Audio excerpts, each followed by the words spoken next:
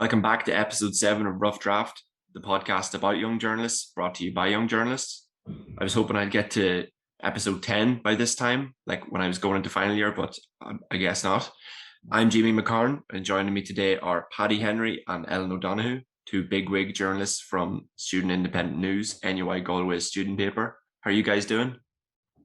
I am doing well now. Thanks, Jamie, for having us on the podcast. It's been a funny couple of years in university and that kind of crack. Regardless, I mean, it's even been stranger when you're trying to work in student media, as you probably know yourself. So it's great to be on to. Yeah, exactly. No problem. Um, I know it sounds so weird calling it student independent news, like when everybody knows it is the sin, but you know, got to make sure everyone listening knows what I'm on about. Over audio, and so we're just jumping straight into things. Ellen, you studied journalism, English, and Gaeilge. I guess bhí me géirí irisisiúr le Gaeilge a Euler and podcast or for Tamil Fadocta, she'd goni like gonna. So why did the Irish aspect of journalism like interest you, and what was it that like did it stay with you through your course? No, I'm from the Gaeltacht anyways. I grew up in Irish basically. I speak it to all my friends. My sisters both do Irish now. So it was kind of just a given that I'd do Irish as part of my degree. And then the journalism part was actually all through English and the Irish part was separate. But then in third year I decided myself that I wanted to go get a placement through Irish, which hadn't been done before in the course, but I just found it interesting, like it's something different to English. And it's more interesting, I think. Yeah, brilliant. It's actually been such a pain, like trying to get a new Irish editor for the College View at the minute. Like, I'd nearly do it myself at this stage, but I just wouldn't have the time. If you ever think about changing university, just please let me know. But so more generally, like, how did the two of you get interested in journalism? You know, to the point of knowing that you wanted to do it for maybe the rest of your life. Like, is there some sort of story there? I suppose for myself, like, I mean, it kind of all stems through that kind of inquisitiveness and what I was interested in, would say, in secondary school and the like.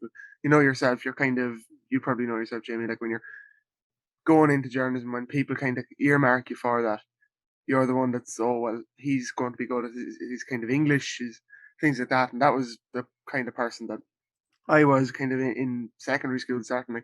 And the likes of any events that would happen or anything, I was basically being run as the school's PR machine for a while. It was anything that happened, oh sure, he'll write an article on it and we'll try and throw it in. So I started picking up bylines in local regional papers and things like that, which kind of, when you're that age, it's nice to see, it's nice to get that kind of buzz off it. And it was just a natural progression from there, really. Kind of wanting to have the inside track and things as well, obviously, is very interesting and something that really appealed to me. Kind of to know something before it's known and kind of to get it out to other people is something that has always appealed to me. So from my own point of view, that's really what led me to journalism in the first place, I suppose. Paddy says inquisitive, I say nosy. Like I just love to know what's going on. And I'm from a really small town where everyone knows everyone and everyone knows everything about everyone. And it was kind of just instilled in me from that. And then when I was in fifth year, I did work experience at a local paper just because I liked English and I liked to write. But then that was around the time of the 2016 general election. And I was working on that and I was interviewing election candidates and stuff. And after that, I was just dead set on that's what I wanted to do. Like, I suppose when you're that age as well, like, I mean, you mentioned that 2016 general election, and that to me kind of resonates with me because when you're that age, and maybe it's different now, but certainly when I was kind of in secondary school, there wasn't a great interest among people, certainly in my year, in politics. I kind of had that, and it obviously helps with news and news writing. So there was always that aspect of it too, having an interest in the news, and you kind of think, well, what career serves well for somebody that has an interest in news? It is that kind of very basic question when you're that age. And to me, that was another thing really that came to it. And like, I would have been avidly just watching the coverage. I remember the election so clearly, actually. yeah, same. That kind of coverage that, and you'd be watching it wall to wall nearly. like Brian Dobson to be on doing the count. You know, he was kind of moving on at that stage, but you know, that's something that always kind of sticks in my head, looking at counts come through, and you know, thinking, oh geez, I'd love to work in that area, and you know, the buzz you'd get off it and the kick. And it is great because I was lucky enough, you were there too, Ellen, to be at the Connacht Tribune, Yeah, you know, really getting involved and really expanding, talking to people, seeing what they're like, and then obviously attending counts as well. It's a great experience to get, and really, I suppose, laid on to my interest as well in journalism furthermore. yeah, but even the like seeing people with different opinions and like talking to people that have different viewpoints and stuff is so interesting. And like I remember, I think I started getting involved, not involved, but interested in politics when Obama was elected. And like I was so invested in that election, like his first election. And I don't know what age I was, I think it was like 8 or 9 or 10. And I made my family ring my music teacher and tell them that I couldn't come in because I was watching his thing. Like it's mental. Yeah, I remember myself like being in the kitchen during like dinner time and watching coverage of like Barack Obama's inauguration and being like to my parents, so he's the president of America now? Yeah. Oh, who was the president before that? George Bush. Oh, who's he? Like just pure, just a real nosy child. Like it must run in the family. But yeah, I agree what you like. I relate a lot to what you said already, and just about like being into like writing and then just sort of, you know, the nosiness just kind of combines with that. But so you know, this isn't very recent anymore because the delay and how long it takes me to do this podcast. But you both relatively recently have won a Student Media Award for collaborative journalism with the Sin. Do you mind telling me a little bit about that article? Yeah, you fire ahead. Like, yeah, what it was around December, I think. We were looking for something to bring out on issue 7, which was our first issue of the second semester. So we run in 2 blocks of 6, so 12 issues.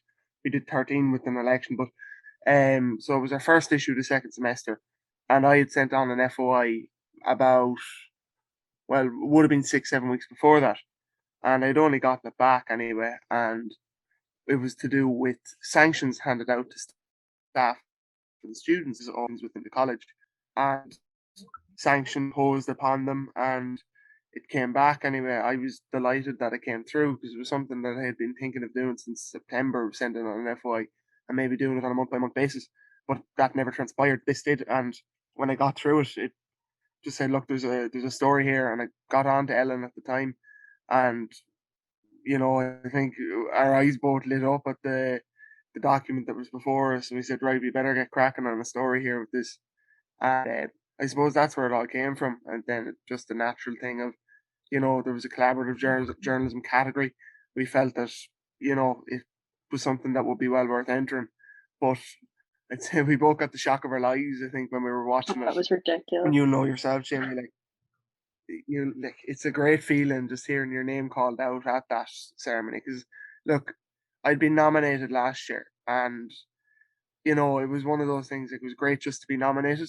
I was properly involved this year. Really, like, I was obviously very involved the year before that, but it just took on a different level. I think as well for me. It's just to, you know, have a bit of, you know, acknowledgement there for an awful lot of work, and I think that stands for all the student papers in Ireland too. To be fair, like the amount of work put in by people is absolutely phenomenal, and the quality of journalism is getting better and better. I think, and so it's which at the same time makes it nearly harder, I suppose, to be getting these awards, which in turn makes it better. It's all positive there, I suppose. But yeah, that's really where it was born out of, I suppose. Just that one FOI, and we both really gave it a good crack, and obviously it worked out well enough for us.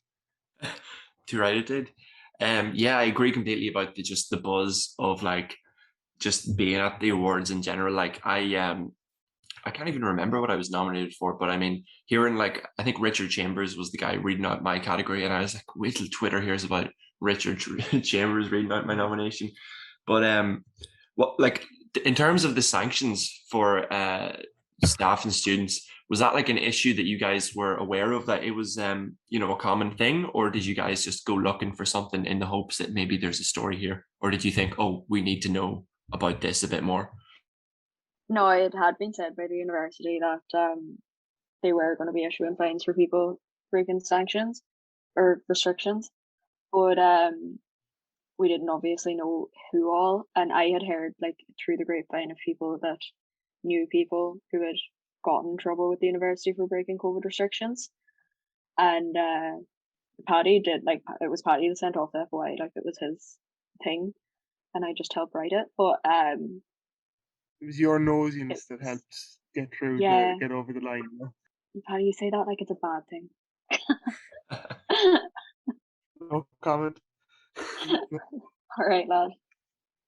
So like in the past year, you know, Paddy as editor and as co-deputy editor and news editor of the Sin, do you guys feel like you've sort of left a mark or like left a legacy there, or you know, do you feel like you've changed it for the better in any way? Things were obviously going to change at the paper on account of COVID and all of that. Look, everyone knows the impact it's had in every facet of life. So to think that you would have gone into that job thinking it was all going to be the same as it was when you left your post last year, that it would have been, you know, that it was going to be the same thing. I was under no illusions from early on. Like we were told, look, the paper will be solely online, rather than have a print edition. You're going to have to, you know, deal with a remote staff. Like, you know, normally there was people, you know, meeting every 2 weeks. Didn't have that, so it really required a change of tack. And I think it brought a lot of people closer together. Funnily enough, people saw it as a more of a well-oiled machine, as a hobby. I think people did every 2 weeks, which really helped me. I couldn't have asked for anything better than that. It also led to an increased focus on online, and that was a couple of things. I mean, a few people had mentioned it to me that look, you need to focus on the online, and we did. And come January, we were in a position where there was online editors of the paper, and they were coming and going for their own reasons. And we got a new team in of 3 people, and it really just set the wheels in motion and gave us a great last 3 or 4 months. Like, I mean, looking at the Twitter account, you know, it really expands the audience reach, and I think that can only be a good thing. And I think that the quality of the paper was really more important early this year than quantity, because a lot more people were just clicking the links that they seen rather than reading the paper from front to back. And I think we did a good job at figuring that out and like focusing on making good quality articles rather than loads of ones just to fill space. I think it's been a pretty tough year. Obviously, tough year for everybody. More so college students. More so college students that are trying to run, you know, a newspaper in their spare time. But have you guys ever noticed that in Trinity and UCD? I think, as far as I'm aware, the editors of their papers, like, they don't actually go to lectures like full time. Whenever they, like, I'm pretty sure one of them, it's like a sabbatical position on the SU, and the other, it's just kind of expected that you either do it after you graduate or you take a year out. Like, it's unusual, isn't it? You know? Yeah. No, it's the same here, Yeah. where you just, you know, you just make the most out of your time and you just do both. I mean, I feel like you notice like sometimes myself, I notice reading one of their papers that, like, oh, there's some stuff there, like that's good what they have. I wish we had come up with that first. There's some wee minor things of like, oh, that's smart. I wish we, you know, had done that ourselves. But then, Yeah, like, like I remember. Sorry, James, to cut across you again.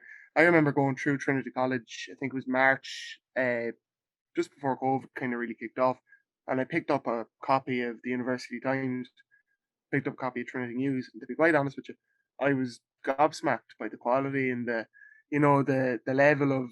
Now, obviously, we all do the papers to a professional standard, but looking at the editorial teams and things like that, I mean, I did look on it with a bit of jealousy, you know, thinking, geez, it'd be great to be in a position like this. But at the same time, and I think you'll know yourself, that while you're doing a degree, it keeps you in that college bubble too. You know, it's not that you're sitting in an office away from everybody. You're kind of, you have to be involved. Now I know COVID obviously made public with that small, but need to kind of still have an ear to what's happening in lectures, how students are feeling. 'Cause they're, at the end of the day, they're your audience. You know, they're the people that are reading the page, sharing the article. So for me, I think it nearly gives you that bit of drive as well and a bit of motivation to kind of keep going at things like that. And it can be very stressful at times. Look, I'm not going to lie that the last, like from September to May for me, it was stressful finishing a degree and editing a paper for 12, 13 issues. Like it wasn't easy, but it's very rewarding looking back on it, considering you can look back and right, I did that and I did it well, and I got my degree, but I also managed to do that. And I think you can look back on it with a degree bit more pride too. I don't know if that's a fair comment to make, but No, exactly. Yeah, That's what I I was agree gonna with say. you. Like you do notice sort of slight differences in like quality, but at the same time, running like a newspaper, even just a student paper, while you're like juggling essays and assignments and portfolios and lectures and just everything else in your final year, like it is kind of great practice, I would think, for being a full-time journalist in sort of like busy time that we're living in. I wouldn't say that the quality is that much different though. I would say like the standard of what we would produce in both of our outlets would be the same. It's just that you can tell that there's more effort put into it more than anything Oh yeah, I'd say so, because definitely. people have more time. And like, so moving on, I noticed that from just completely stalking your guys' LinkedIn profiles, I noticed that in 2019 and 2020, you both did internships. So Paddy was with the Connacht Tribune, and Ellen, you were with the Connacht Tribune Group and RTE. So were those like part of your course, or were those things that you guys like independently sort of sought after? Well, mine was a wee bit different because we were supposed to just do one, and I sought out myself. It was Newark RT and TG Car, so it was based in Connemara, but Newark is owned by RT, so technically it is RT. So I went and sought that myself when I wanted to do an Irish language placement, and they could only take me for 3 months because somebody else had already been offered RT in Dublin in our course, and RT weren't in a position to take two people for the full year. So I just handed in my CV to Newark one day. I was over with the head of the department in NUA Galway, Tom Fell. He was doing a talk, and I went with him. And I introduced myself and gave him my CV and basically asked for placement. And then I got the Connacht Tribune afterwards because I needed something for the rest of the year, more or less. But I had already applied for the Connacht Tribune in advance before I got RT. Um, so that's I just kind of made up my own rules in that sense. But it worked out in the end, really. Yeah, definitely. Fair play with that one. And like, so how did the schedules for that like work? Was it the whole time during the year? Was it like once a week type situation, or how did it really go? yeah, You can it explain was full that. year placement. It was part of our degree. In NUIG, it the whole journalism course saw a big restructuring. And we were kind of caught in the middle of it a bit. Now we got part of the new course and part of the old course, if that makes sense. But experience out of, and look, we had to do it as part of our degree.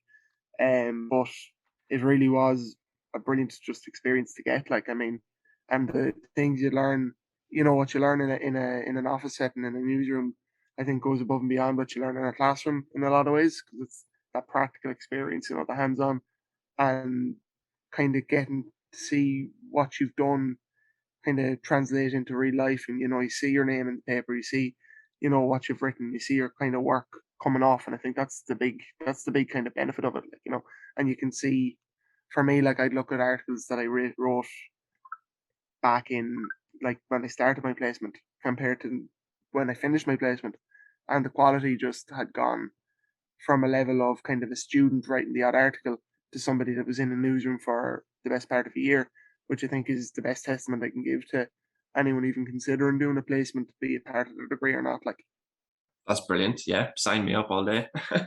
And like, obviously, you had been in some sort of newsroom to different degrees, like before that. But this was like the real deal.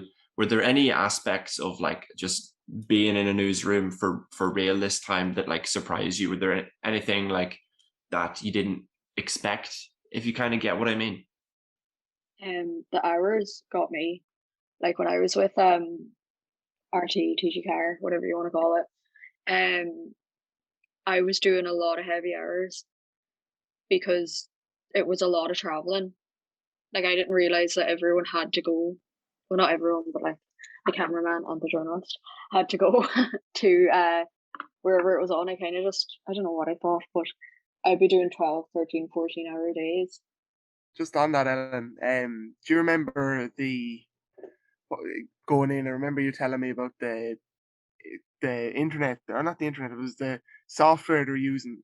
You gave them a bit of Oh tech my support god. on DG Car, which that's one thing that I Oh, think that surprised me. In the yeah, Connacht I Tribune as actually forgot well. about that. I had this notion of going into a newsroom and thinking it was all going to be, you know, the best of the best in terms of computers. Maybe I thought there was more money in it than there was, but you're thinking you're coming into the best quality of everything, and then you're working off, Windows 7, and it takes an hour just to start up the laptop, and you're going, Yeah, well, look, that was a lot. Like even in RTE, I remember it was what is it, like floppy disks is what they stored them on or something ridiculous. Like I was just like, why don't we have SD cards? Why don't we just have proper equipment and software? Like it was sad. And I was sitting there thinking, like it was a real shock because it was like the national Irish news people, especially. And I was sitting there teaching them about like TweetDeck and how to research. I remember trying to find an Irish speaker in Essex, and I had to stand in front of everyone and explain how I did it and how I found tweets and how I found photos and videos and stuff. And I was like, I'm the one that's supposed to be learning here. Like, it's crazy what they do with the limited equipment that they have and the limited software they have, like Paddy said. RT's what, like 60 million quid in debt? I guess none of that money is going towards their equipment. Like, wow, floppy disks, that's mad. I don't think I can talk about that. while you're learning as well, like, I mean, there's people I'd say that have been working in the likes of TG Car for, decades, and they're learning off lads coming through with their kind of new up to date degrees with the, bit of modern shine to them, I guess. I remember at the Connacht Tribune that maybe there wasn't as much of that, but maybe a small bit of that, especially in terms of, you know, you would have been by far the youngest person in the newsroom, And I don't mean that Oh, with any absolutely. disrespect if any of the lads are listening that went into that. And it was, they kind of, it was a good way for them, I suppose, to get in touch with an audience that I suppose they weren't initially looking at either, if that makes sense. That I might know something that would be relevant or topical to somebody that was my age that they wouldn't have even thought about in a million years. So, Ellen, I noticed, and you mentioned it earlier, that you were with the Donegal Democrat in, I think, 2016. Was that like a transition year thing, or like how did that sort of, placement internship thing come about? So I didn't do transition year. I went straight on. But because my school is part of the ETB or something, or like it's a VEC, or I don't know what it is now. But at that time, fifth years, even if you didn't do transition year, got a week of work experience. So it was like part of my schooling, basically. I didn't really have a choice. So I just applied and did what I was told. Well, at least you chose somewhere that was, you know, it correlated well with like what you wanted to do later on in your career. I mean, whenever I was doing work experience, I remember the first place I went was a pet shop for no particular reason, just because I wanted to be around the wee rabbits and dogs and stuff. Like, and then ended up in a pet shop that didn't sell pets; it just sold pet food and stuff. So I was very bored that week. And then, No. The smell of pet food as well is awful. That would kill me. yeah, it wasn't a great choice. And then, just out of coincidence, the place that I wanted to do my other work experience was a radio station, and it just happened to be next door. Everyone was joking like, "Oh, did you just go to that place because it was next door to where you already were?" But no, I don't know if you probably guys would have heard of it from sort of area, Shannon side, Northern Sound, the station. Oh, Oh I love yeah, Shannon Side. I love of Does Shannon course you do. Yeah, it Side. was it was quite the experience. Like until I think like until I sort of was there, I didn't really know what I wanted to do. I was like, yeah, I want to do something to do with, I don't know, communications or something like that. But until I was actually like in there, it wasn't until after I came home at the end of the week and I was like, yeah, I actually want to do that for a career. I guess it was kind of, it wasn't the typical experience because, the station is kind of broken up between two different, newsrooms. So there's, the Shannon side people who are down in Longford, I think. And then there's the northern sound people who are, in Monaghan, where I'm from. So at any given moment, most like about half the time we would actually be on air, other half the time it'd be them. So we weren't like flat out busy, but it was still interesting experience to just be sort of in the place. Like that's where I first went near Audacity editing software, and look at me today, still using it because I can't figure out the other one because it's more complicated. So look at me now. Audacity's free too, though. Yeah, that's Cannot fault it. that's the win. It's funny you mentioned TY actually, because it's only something I remembered now, and that might sound funny, but we were lucky enough. I went to a deaf school just outside of Sloan, and they got, when I was in transition year, they got a letter from RTE looking for two people basically to sign up to their placement scheme. So in, it would have been what, 2015, 2016, around that. That's what I did. I went up for a week to RTE, and even when you spoke about it earlier, I completely forgot about it, that I was up there. But that was a great experience for me, and it really opened my eyes. It seemed like a lovely atmosphere.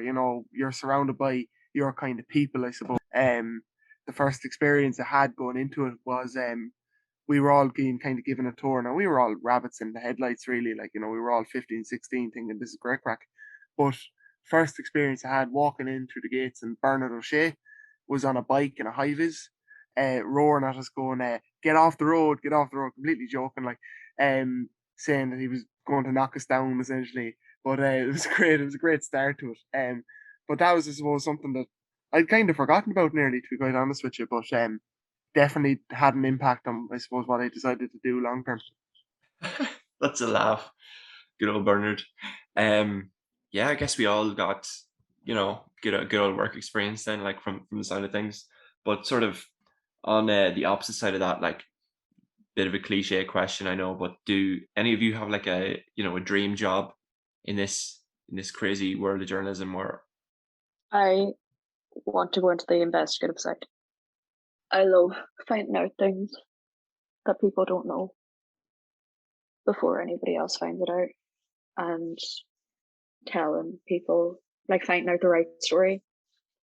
Like Aoife Hegarty, I don't know if you know her. She works for RTE Primetime Investigates.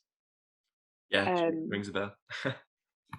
Yeah, she went to the same school as me, secondary school. So she's from where I'm from. And she came into school when I was in leaving cert, and there was 48 people in my year. Like, I went to a tiny school. Well, she asked if anybody wants to go into news or anything to do with that, or English even. And I was the only one that put up my hand. And I've been in contact with her since.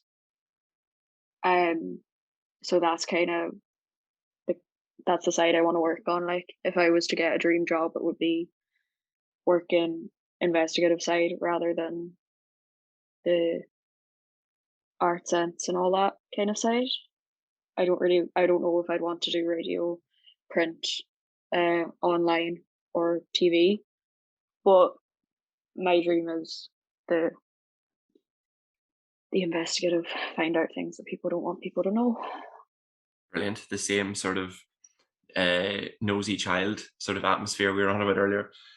Joking, of course. Exactly, but I get paid for it. Digging up dirt. Yeah, I'm joking too, of course I am. That's the dream. And how about yourself, Paddy? Yeah, for me, I guess I don't know, to be quite honest with you. It's a great question. Paddy, No, you love an election. I love an election. To be fair, I do love an election. But I suppose when you go into, for me anyway, you kind of go into journalism and you think, oh, there's, you're looking at national media, you're looking at whatever. For me, I think the longer I've been doing it, I've realized that I kind of have a bit of a knack for local media and things like that, and it's something I genuinely enjoy. Like, I mean, recently there started working with it's a Galway based kind of news online kind of thing at Galway Bio. So I've realised that I really have kind of an interest in the local, and it's something that I'm much more open to now, I suppose, than I might have been 2, 3 years ago. Because I think there is that level of people going, look, oh, I go in and I get a job in RT, I get a job in the Irish Times, the Irish Independent, and that's brilliant. Like, I mean, absolutely. But I think local journalists and regional journalists are often overlooked, maybe in a way. And I think that it's something that, like, I mean, from my experience working as well with the on placement of the Connacht Tribune, that I really gained an appreciation for. And it's something that I've always kind of, had in the back of my mind that I might think about learning. I'll agree with you there, Paddy. I think local regional journalism is so underrated. Like, I often tell, like, when I'm explaining to my little cousins, because a lot of my family would be in the beauty industry, hair and all that, so that's kind of all my little cousins know. But when I'm talking to them and they're like, what is journalism? I'd be like, you scroll through Facebook and there's Donegal Daily, there's the Donegal Democrat, there's Donegal Live, there's Ocean FM, Headland FM, all posting stuff online. And you find out all the stuff that's happening in your area, even about football and the clubs and who's doing what. You wouldn't get any of that if journalists weren't a thing, and you wouldn't get any of it if local journalism wasn't a thing. Like, it's so important. And I really don't think people realise that. Yeah, definitely. I mean, like those are the people that have they're the most like, tuned in to like the local community as you could possibly be. Like I had funny enough, we mentioned earlier, I had someone from Northern Sound earlier, like a local journalist that I would have, heard on the radio for years growing up. And if you listen to this, he's gonna think I'm calling him old. No, that's not that's not what I'm saying at all. But yeah, Sure. just the breadth and like wealth of stories that he had of just like the local area of just, little small things, the kind of thing you don't think anybody actually cares about, but then you do realize, yeah, it's important to so many people. Like I'm glad that there are people to sort of pick up on these things and bring them to like attention.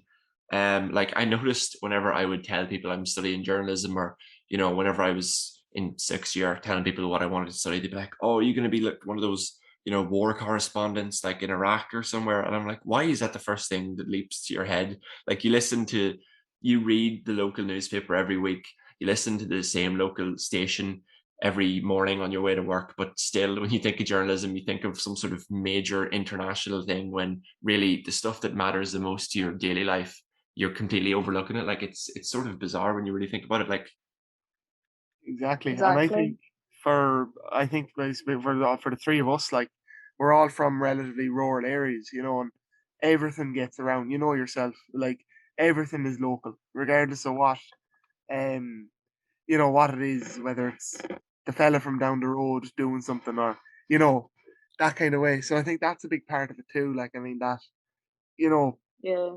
you really get an appreciation for it, I think, as well, if you're from like a smaller area. And I think that could be it for me too.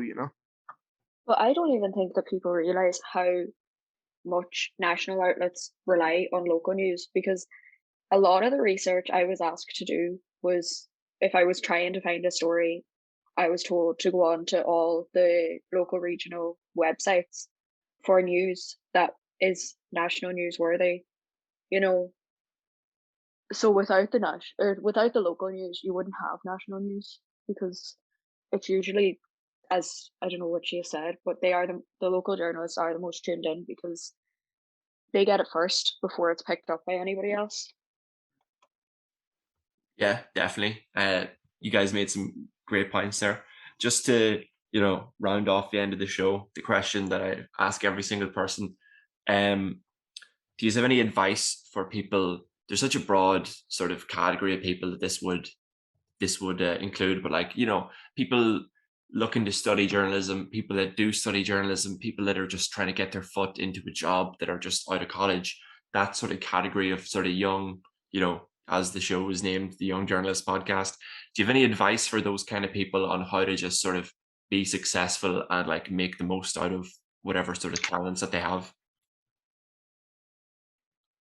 Do what you want to do, not what other people want you to do. I My chemistry teacher wanted me to do medicine. My accountancy teacher wanted me to do business. I my English teacher wanted me to teach English and take his job when he retired. I was kicked out of all those classes. They were like, "Don't do this." You know, it was all that for me. Like no, I think that's the most important. Do what you want to do, and if you keep your mind in it, like what's for you won't pass you. And I know that's so cliche, but it's true. If it's to be, it's to be, and if you keep at it, like life throws things at you for a reason, and that reason is it knows that you'll get past it. And I think, you know, like even if you are disheartened, you kind of look around and see that if you have a passion for something, it's like practice makes perfect, and you have to keep at it because you don't want to be sitting there in 20 years' time being like, oh, what if I did that? Great you point. put that one on. How That about was yourself, Paddy? to be fair, a lot of what Ellen said really resonated with me there as well, to be quite honest with you. But what I would say is, don't, like, if you're 16, 17, we'll say, listening to this now, and you're thinking, what do I do? You're going into sixth year, or you've taken a year out, looking to go to college, and you're thinking, what do I do? I want to do journalism. Be willing to listen to what people like that are working in it and have experience. Like, really be willing to listen and to learn from those people. And even if you go on then and do it in college, if you're in first year, second year in college, listen to the people around you that are working in it and be willing to learn from them, because at the end of the day, they're the people that are doing it on a day to day. It's their livelihoods, it's their lives. And, you know, if anybody knows, and and look, I've never met one person doing journalism that wasn't happy to talk or give advice, you know. And I think that's one thing as well. And don't be afraid to put your name out there. Don't be afraid to get involved in, say, a college newspaper or a college radio station, or even if you want to send something into the local media. You know, it's very unlikely that they're going to, you know, send you an email back complaining that you've done this. You know, like, even if you hear no response, sure, you know, nothing ventured, nothing gained, really, I guess. You know, really just, you have to, I think there comes a point where you have to put yourself out there in a way. And you know, the earlier you do it, the better. And you know, I think most people that are going into an industry or feel like journalism will have that kind of willingness to kind of put themselves out there anyway, a small bit. But just don't go into it with inhibitions. You know, just to understand that you're there to learn. You know, you know, you're not a full time professional. We'd say, going into it, and you have a lot of time to learn and to get better at it. And the best way you learn, I suppose, is from your mistakes and through listening to people. I think that's the key takeaway I'd have from that. Although Ellen put it a lot more succinctly, I think. I'm going to add further to Paddy's point there and say that you said that a lot of journalists are willing to talk, but I think that a lot of people are afraid to talk before they're journalists. And I know when I was 16, 17, 18 even, when I started college, I was afraid to talk to anybody and afraid to like put myself out there for fear of being weird. And it's just that not being too afraid to ask the little questions, because the big questions will come anyways. Wow, you really summed it up. Don't doubt yourself. I'm a very inspirational person, Jamie. Sorry, I can't be serious when I want to be like. Yeah, but you really summed it up like pretty well there. I mean, yeah, as you heard, guys, you know, do what you want to do. Make sure you put yourself out there. Listen to people that are more experienced. Get involved as much as you possibly can. Thanks so much for coming on the show, guys. Thanks for having us, Jamie. Really appreciate it. It's been good. It's been a pleasure. No problem at all. Thanks again. Everybody stay tuned for episode 8 coming hopefully soon enough. And thanks for listening to the Rough Draft podcast.